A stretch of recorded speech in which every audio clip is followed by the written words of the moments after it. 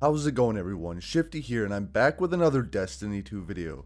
In today's video, I want to talk about a Warlock build that I feel is underrated.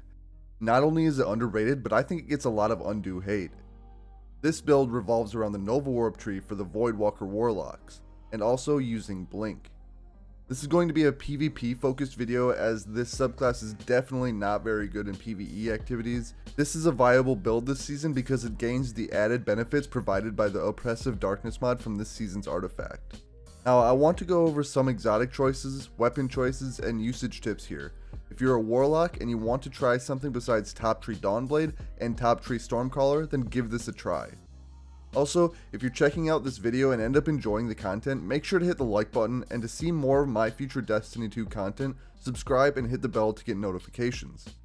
Alright, so as I mentioned, one of the key components to this build is the Oppressive Darkness mod from your artifact.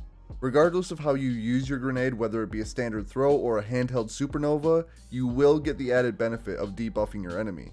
This is particularly useful for making handheld supernova viable again, as one of the projectiles that hits the enemy will do standard damage, but it will debuff them, allowing the other projectiles to do increased damage and making handheld supernova a little bit more usable in the crucible. Another small suggestion that I have for this build is using a weapon that has Swashbuckler on it. The reason I say this is because for the Nova Warp tree, the melee ability does a little bit more damage than other subclasses.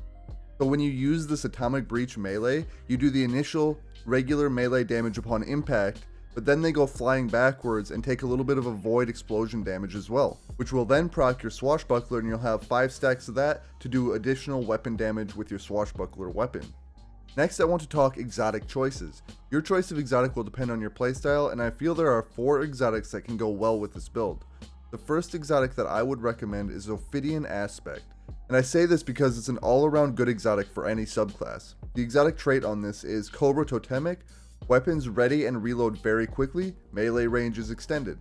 So as I just mentioned, the melee is a little bit stronger on this subclass, so that additional melee range just makes it all that much better. I would recommend using this one if you're a player who often finds themselves fighting off multiple enemies at once, as it will allow you to reload your weapons to be ready for the next fight. And the weapon swapping and ready speed will allow you to engage that enemy a bit faster.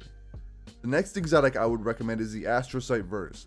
I don't see this exotic used a whole lot, and I'm not sure if it's because of low usage rates of the Voidwalker subclasses paired with Blink, or if people don't realize just how useful it can be.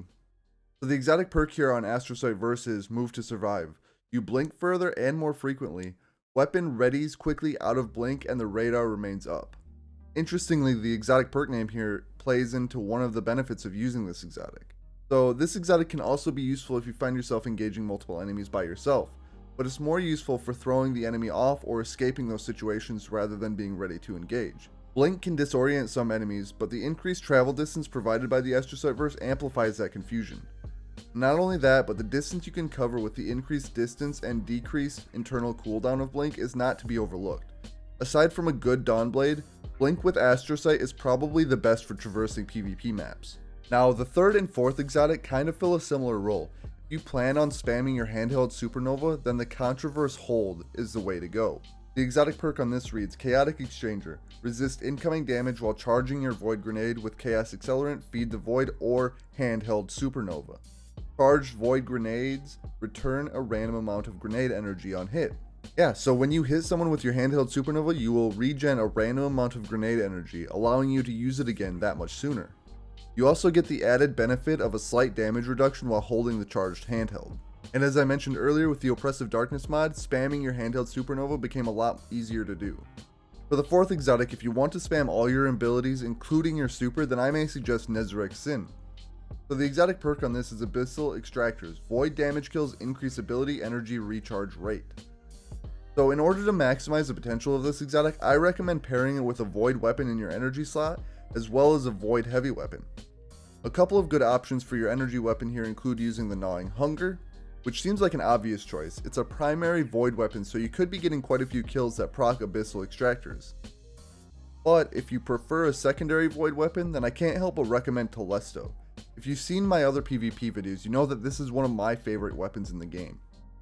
If you want to see this build in action, stick around for the rest of the video, and I hope that you enjoy it. I've got some example gameplay where I'm using Ophidian Aspect and Astrocyte Verse.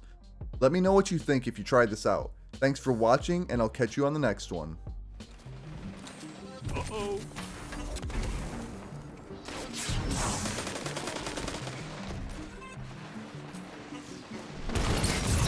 That's why we have fire teams. For one.